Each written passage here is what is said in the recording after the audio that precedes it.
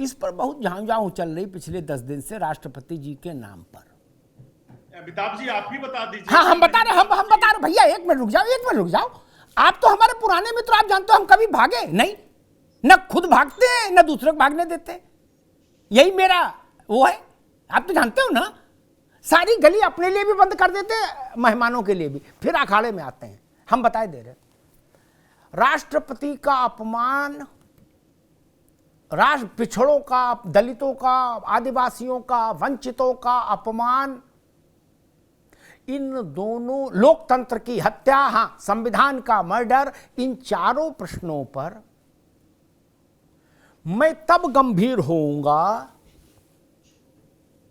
जब ज्ञानी जेल सिंह की तरह, जैसा राजीव गांधी की सरकार के समय ज्ञानी जेल सिंह ने नाराजगी जताई थी, वैसी नाराजगी महामहिम जताएंगी तो मैं उनके साथ खड़ा हो जाऊंगा। ठीक, फारूक अब्दुल्ला कह रहे हैं, कांग्रेस कह रही है, ओवैसी कह रहे हैं, इसके चलते मैं इस लड़ाई में नहीं शामिल हो सकता ना। महामहिम को कहने दीजिए, महामहिम बोले, पूरा देश उनके पीछे खड़ा हो जाएगा। आप कौन भाई? आप अपनी बात करो ना, आप महामहिम के दिल के प्रवक्ता हैं, या उन्होंने आपको लिख के दिया, नोटरी करवा दी कि नहीं हमारे बिहाफ पर ओवैसी बोलेंगे, या हमारे बिहाफ पर महबूबा मुफ्ती बोलेंगी, या हमारे बिहाफ पर अखिलेश यादव बोलेंगे, तेजस्वी बोलेंगे? ऐसा तो कहा नहीं। मिश्रा जी गलत कह रहा हूं तो टोक दीजिए। एकदम सही बात है। अभी 28 को महामहिम का डिटेल्ड वक्तव्य पढ़ा जाएगा, ठीक, जिस पर उनके हस्ताक्षर होंगे। हम उसको मानेंगे कि जयराम रमेश को मानेंगे? बताइए भैया। मिश्रा जी देखिए, आ रहे हैं, जोशी जी आ रहे हैं आपके पास। हाँ, अब महामहिम जी जो हमारी राष्ट्रपति हैं, मैंने उनके एक दो भाषण को सुना है, बहुत उदार चरित्र की और बहुत विशाल हृदय की। यहाँ सारी लड़ाई क्रेज लेने की हो रही है। अब मैं बताऊं, सीताराम केसरी को कैसे हटाया गया था, कमरे से खींच करके उनको निकाला गया और सत्ता का हस्तांतरण हो गया, अधिकारों का हस्तांतरण। अखिलेश यादव जी मुलायम सिंह यादव से कैसे स्टेज पे लड़े थे और सत्ता का हस्तांतरण हो गया। तो इनके यहाँ सत्ता का हस्तांतरण कैसे होता है, इसके लाइव एग्जाम्पल है। ये लोग यही चाहते हैं, जो भारतीय परंपरा में विश्वास करते हैं, चाहे हमारी राष्ट्रपति जी हो द्रौपदी मुर्मू जी, वो एक घटना का होना बहुत इंपॉर्टेंट है, रेदर देन जी की उद्घाटन कौन करेगा। एक कार्य सिद्धि हो रही है, ये हमारे लिए सबसे बड़ा समवेत तरीके से, एकीकृत तरीके से ये हमारी अचीवमेंट है, रेदर देन कि जी हमको बुलाओ। अभी एक भाई साहब बोल रहे थे कुत्ते बिल्ली को बुलाया जा रहा है। अरे किस तरह की भाषा का आप प्रयोग कर रहे हैं सर? पक्ष या विपक्ष के जो नेताओं को बुलाया गया है, गणमान्य लोगों को बुलाया गया है, वो कुत्ते बिल्ली है जी। आप अपने ठीक है मिश्रा जी, ठीक है। मैं अंशु भाई पर चलता हूं, और एक बात कह के अंशु भाई आ रहा हूं पास कि जीएसटी पर जब मध्य रात्रि का सत्र हुआ था, संयुक्त सत्र संसद का, क्या तब राष्ट्रपति ही उसको संबोधित कर रहे थे, ठीक, तब बहिष्कार था। दलित आदिवासी पर जोर है, राष्ट्रपति पर कम, आदिवासी पर शब्द पर ज्यादा जोर है। तो मैं इनके पूर्ववर्ती कोविंद जी की ओर चलता हूं। जब दलित राष्ट्रपति था 2021 में, वो अभिभाषण देने आए, ज्वाइंट सेशन को है संबोधित करने आए, तो बाइकाट था, बहिष्कार था। तब ये दलित राष्ट्रपति का सम्मान याद नहीं आया? अंशु जी देखिए, सभी जानते हैं इस बात को कि जो अभिभाषण है वो राष्ट्रपति की मंशा नहीं होती, सरकार का लिखा हुआ चिट्ठा होता है जिसको आकर वो पढ़ते हैं। तो हमारी लड़ाई तो हमेशा इस देश के जो शोषित हैं, जो पीड़ित हैं, जो वंचित हैं, दलित हैं, आदिवासी हैं, उनके हक में। अमिताभ जी, इसलिए बात दलित की ज्यादा हो रही, आदिवासी की ज्यादा हो रही कि जब सरकार का गठन हुआ तो मंत्रियों के आगे उनकी जाति का नाम लिखा गया। तो यानी कि कैबिनेट की क्वालिटी से ज्यादा उनकी कास्ट पर फोकस था बीजेपी सरकार का। प्रधानमंत्री जी ने स्वयं कहा मैं पिछड़े वर्ग से आता हूं। दलित आदिवासी भी राष्ट्रपति हैं, तो क्या अगर उनके हाथ से उद्घाटन हो तो एक दलित समाज को अपने आप में सिंबॉलिक एक मोरल मनोबल ऊंचा होता है कि नहीं होता है? अब मायावती जी उत्तर प्रदेश में मुख्यमंत्री बनी तो ऐसा नहीं कि दलितों के घर में सोना पैदा हो गया, लेकिन एक मॉरल होता है।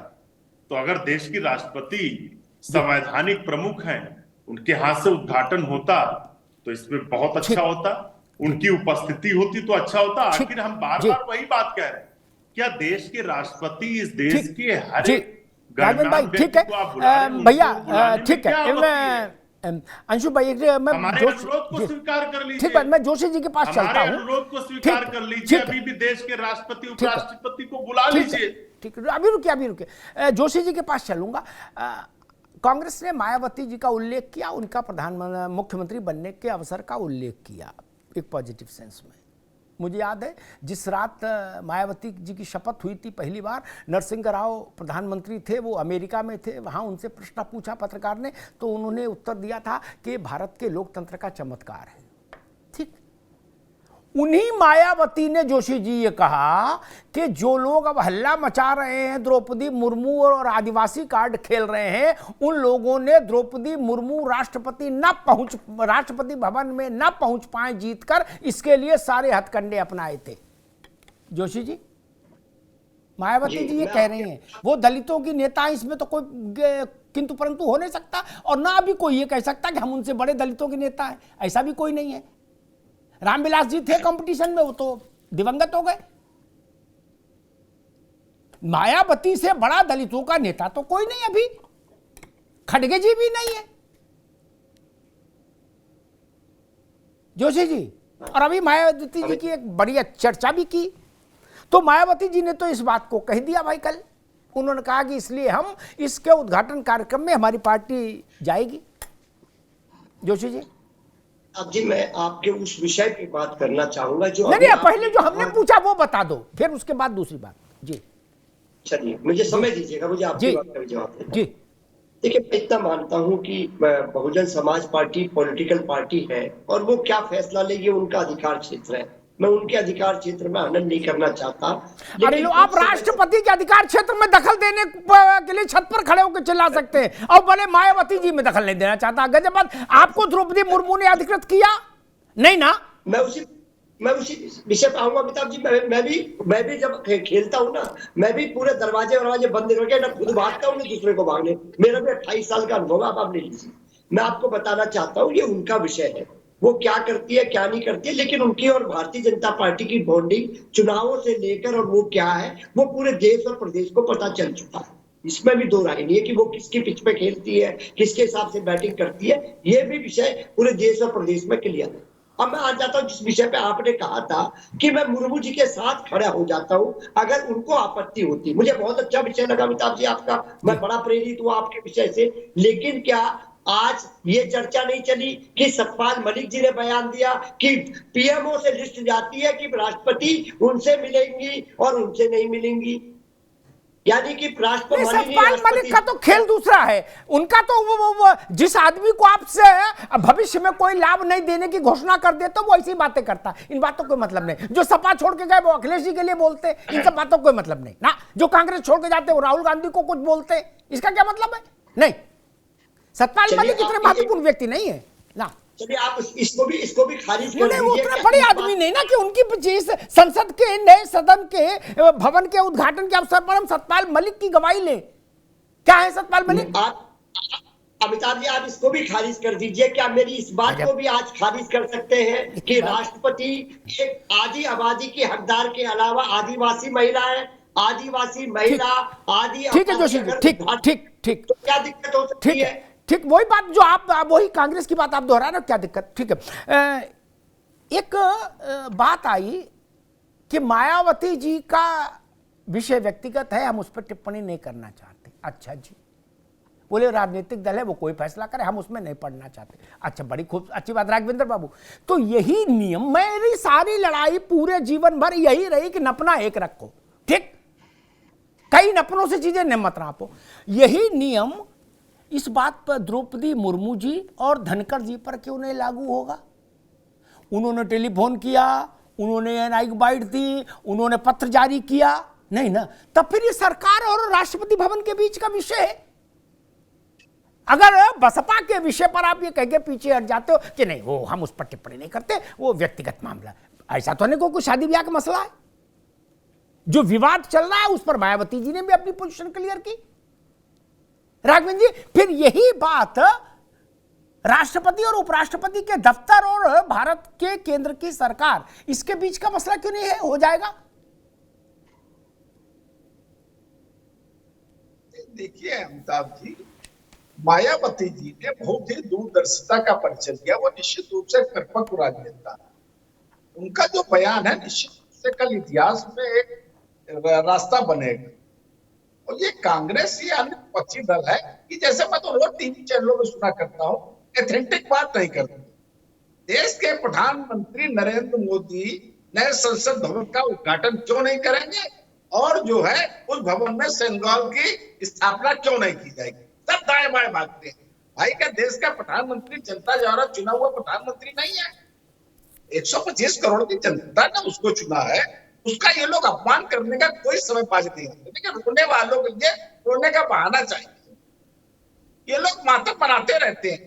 आज तक ये बताइए 9 वर्ष का केंद्र का कालखंड खत्म हुआ है, किसी एक विषय में ये एक साथ कभी खड़े हुए सदन में तो होते नहीं है, किसी विषय को लेकर के जी चर्चा करते नहीं है।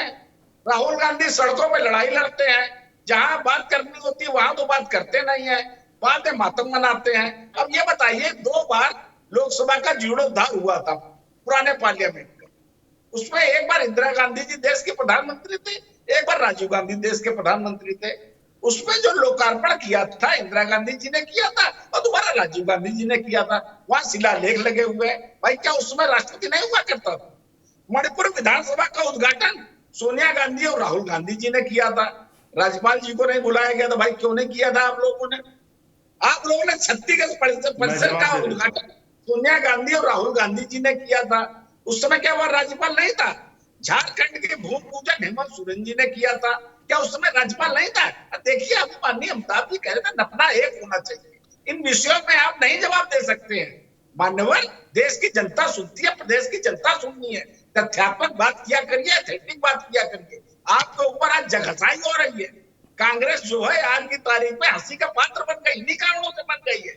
आप लोग जहां पर जो बात करनी होती है वो बात बिल्कुल नहीं करते हैं। माननीय मोदी जी का अपमान करने में आप लोगों ने कोई कोशिश से छोड़ी? नाटी का कीड़ा बनाया, पिछड़ा बताया, क्या क्या ना बताया, चौकीदार बताया, ना जाने क्या क्या चीजें बताई।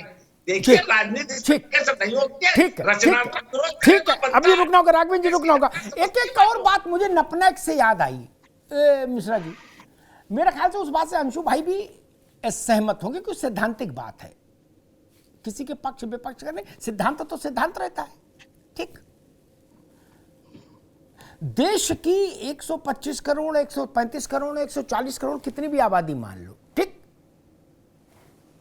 उस आबादी की चाहत क्या है ये लोकसभा के सदस्यों के मत से ही पता लगता है। मिश्रा जी इस बात पर कोई विवाद नहीं, अंशु भाई भी सहमत होंगे और जोशी जी भी सहमत होंगे, कोई विवाद कर भी नहीं सकता। ठीक, पार्लियामेंट्री डेमोक्रेसी में उसी से राष्ट्रमत पता लगता है। ठीक, अभी कहा जा रहा है कि भाई 140 करोड़ लोगों का अपमान है, कोई कह रहा है 135 करोड़ लोगों का अपमान है। ठीक, और 380 सांसद एक तरफ हैं लोकसभा के, जो इसी 140 करोड़ ने जिता के भेजे हैं, 17 लाख पे एक। मिश्रा जी